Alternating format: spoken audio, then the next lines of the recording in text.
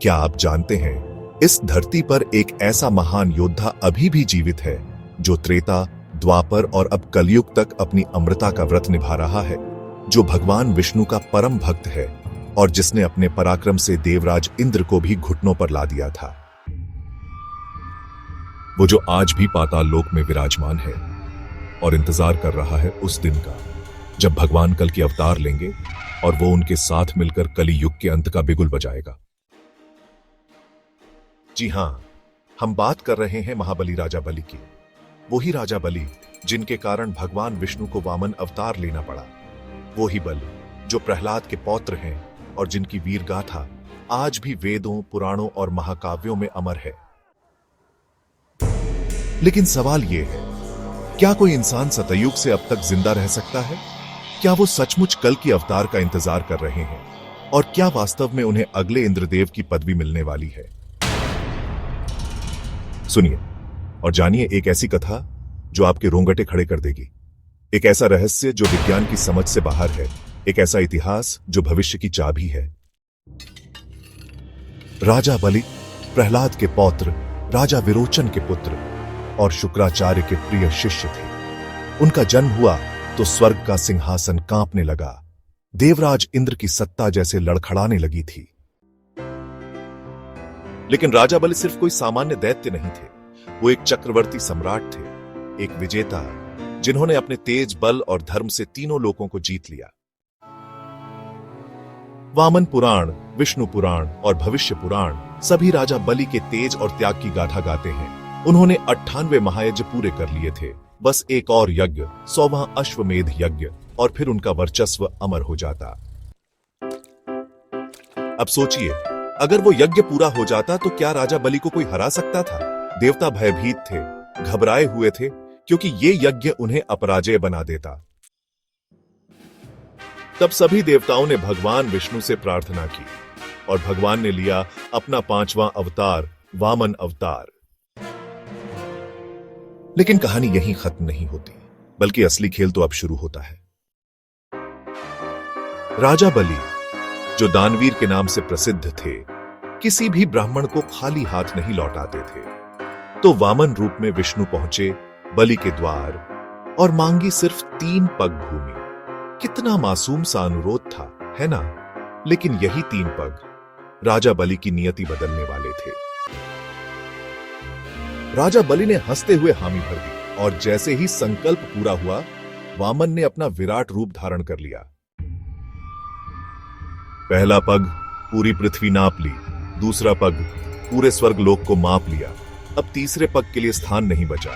अब आप सोच रहे होंगे, वामन देव ने तीसरा पग कहां रखा? तो राजा बलि ने बिना एक पल सोचे सिर झुका दिया। कहा, प्रभु, अब मेरा सब कुछ चला गया है। अब आप अपना तीसरा कदम मेरे सिर पर रखिए। बस यही वो क्षण था जिसने राजा बलि को अमर बना दिया। भगवान विष्णु ने उन्हें पाताल लोक में भेजा, लेकिन सिर्फ निर्वासित नहीं किया, बल्कि सम्मानित किया।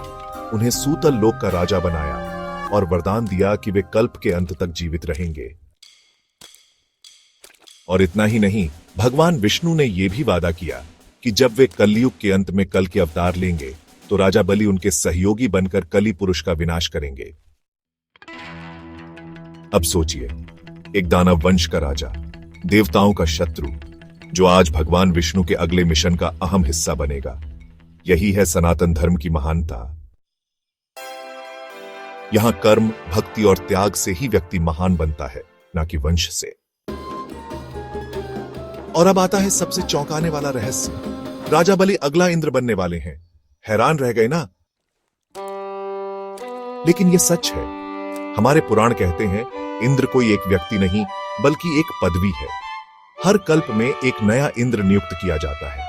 जैसे अभी के इंद्र हैं पुरंदर, जो 7वें इंद्र हैं। लेकिन जब अगला कल्प आएगा, जब सतयुग फिर से शुरू होगा, तो 8वें इंद्र होंगे, राजा बलि। विष्णु पुराण में साफ उल्लेख है कि कल्पों के अनुसार इंद्र बदलते रहते हैं। पहले इंद्र थे यज्ञ, फिर द्विपक्षीय, सुशांति, शिव, विभु, मनोजवम और अब पुरंदर, और 8वें होंगे राजा बलि। इसके बाद अद्भुत, शांति, वशिष्ठ, रतुम, देवस्पति और सूची, इन सभी को अगला नया इंद्र बनाया जाएगा। अब सवाल उठता है, अगर राजा बलि पाताल लोक में है तो क्या वो सचमुच जीवित हैं? उत्तर है हां, बल्कि यही कारण है कि उन्हें चिरंजीवी कहा जाता है। वो 8 चिरंजीवियों में से एक हैं जो आज भी जीवित हैं, और जब समय आएगा तो वो सतह पर लौटेंगे। एक महासंग्राम होगा और उसके बाद सूर्य ढेगा, कलयुग समाप्त होगा और सतयुग की सुबह एक नए इंद्र के साथ शुरू होगी, राजा बलि के साथ। सोचिए कितना भव्य दृश्य होगा जब भगवान कल के अपने घोड़े पर सवार होकर आएंगे और उनके पीछे खड़ा होगा पाताल का राजा बलि अपने असुरों की सेना के साथ, और फिर शुरू होगा वो युद्ध जिसका उल्लेख सिर्फ भविष्य में है। क्या आप तैयार हैं उस दिन के लिए? क्या आप कल्पना कर सकते हैं उस महासमर की? क्योंकि ये सिर्फ एक कथा नहीं, ये एक चेतावनी है कि कलयुग का अंत निकट है और राजा बलि आज भी उस अंतिम आदेश का इंतजार कर रहे हैं।